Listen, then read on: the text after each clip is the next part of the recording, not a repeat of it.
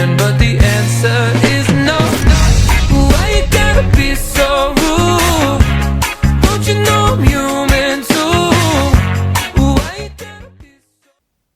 Salve! Eu sou o Ibsen e esse é seu canal Ibsen sobre som e filosofia. O assunto de hoje, existencialismo. Uma série inteira sobre existencialismo e o filósofo que a gente vai começar a falar é Kierkegaard. Antes de falar de Kierkegaard, é importante falar para você visitar o meu canal e conhecer os vídeos a respeito de Hegel e de Kant. Por quê? Kant é o filósofo que lança a ideia do criticismo, a ideia de que não dá para saber o que as coisas são em si mesmo, mas como são para mim. E isso vai fazer toda a diferença para o existencialismo, porque a partir de Kant, o homem é o sujeito do conhecimento. Isso faz todo sentido quando a gente fala de existencialismo. E Hegel, porque Hegel é o filósofo que vai lançar o idealismo alemão, vai levar o idealismo alemão às suas últimas consequências com a ideia de espírito absoluto e dialética histórica, ou seja, nós fazemos parte de um movimento, somos parte de um todo, e o espírito absoluto é que vai, a partir do movimento dialético, de levar as coisas, ou o mundo, ou a história para onde ela deve ir, ou seja, para a verdade. Esses dois pontos são fundamentais para entender o existencialismo. E é a partir de Hegel que vários filósofos vão se opor a essa ideia, e um desses filósofos é Kierkegaard. Kierkegaard é um filósofo dinamarquês que vai se opor à ideia de que eu sou parte de um todo e vai dizer exatamente o contrário. A filosofia deve investigar ou perceber o indivíduo, qual é a minha função enquanto indivíduo, quais são as minhas escolhas enquanto indivíduo, qual é o sentido da minha existência. Então, Kierkegaard é um dos primeiros a levantar aí os pilares do existencialismo. Vamos lá. Para Kierkegaard, o existencialismo se fundamenta principalmente na minha relação com Deus. Existem duas éticas, a ética horizontal, que é aquela que trata da minha relação com o outro, e uma ética que é a mais importante, segundo Kierkegaard, que é a ética vertical. O meu compromisso, o meu comprometimento, a minha escolha de fazer ou não a vontade de Deus. Kierkegaard vai nos falar de 3 estágios do homem.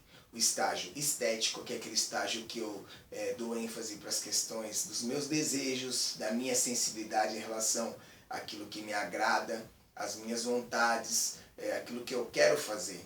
O estágio ético, que é o estágio humano em que eu começo a me perceber enquanto indivíduo dentro de um contexto e começo a dar mais importância para as leis, para o respeito, para a situação do outro, para a empatia, para a alteridade. E o terceiro estágio, que é o estágio religioso, que para Kierkegaard vai ser o estágio mais importante. Por que esse é o estágio mais importante? Para Kierkegaard, o sentido da minha existência está em optar, escolher, fazer o que Deus quer de mim. Não entenda Kierkegaard como um alienado ou alguém que entende que a igreja deve ter proeminência na minha vida. Não, Kierkegaard por muitas vezes chocou seus interesses com o interesse da igreja, do seu tempo. Kierkegaard vai falar de uma coisa mais profunda, a minha relação com Deus. Kierkegaard cita Abraão, que no momento da sua vida, quando tinha um filho na sua velhice, Deus pediu a ele um filho, pediu a ele o filho em sacrifício, e Abraão se colocou acima da ética horizontal, que era a ética humana, e fez algo que era reprovável diante da ética da moral humana, que é matar o próprio filho. Mas ele escolheu fazer a vontade de Deus. Kierkegaard vai falar da angústia da escolha. Todos nós somos lançados a uma angústia, como se aquele momento que você está diante de um precipício e você tem ou não a vontade de pular. Aquela escolha, ele vai chamar isso de vertigem da angústia, a angústia de escolher. O existencialismo sempre chama atenção para a questão de que eu sou responsável pelas minhas escolhas. Kierkegaard é um primeiro filósofo, entre muitos, a falar do existencialismo, mas o grande diferencial dele é que ele vai falar de um existencialismo cristão, ou seja, se Deus me fez, se a minha existência depende de Deus, o sentido da minha existência está em escolher fazer a vontade de Deus, porque Deus não vai impor a sua vontade a mim, mas eu devo optar, escolher. Eu tenho essa prerrogativa, eu tenho esse poder de escolher ou não dar sentido à minha existência a partir de fazer a vontade de Deus. Abraão é um exemplo muito forte para Kierkegaard, quando saiu da sua descendência, porque Deus pediu e ele abriu mão de tudo e fez a vontade de Deus. Quando Deus lhe pediu um filho em sacrifício e ele deu. Ou seja, Kierkegaard sempre colocou a ética vertical em primeiro lugar em relação à ética horizontal, que é a nossa ética. Então, para Kierkegaard, o sentido da existência está em eu optar, escolher, fazer a vontade de Deus, mas essa escolha me pertence, daí a questão do existencialismo.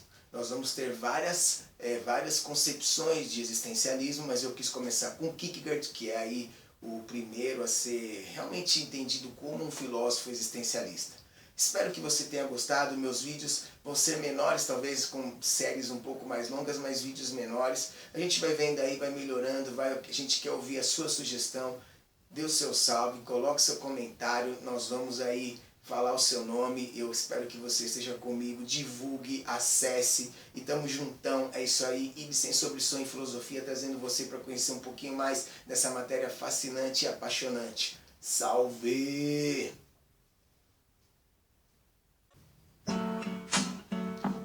E aí, esse é o seu canal Ibsen sobre som e filosofia. O filósofo de hoje, Immanuel Kant, filósofo iluminista. Se liga então na ideia que ele tem para te mandar.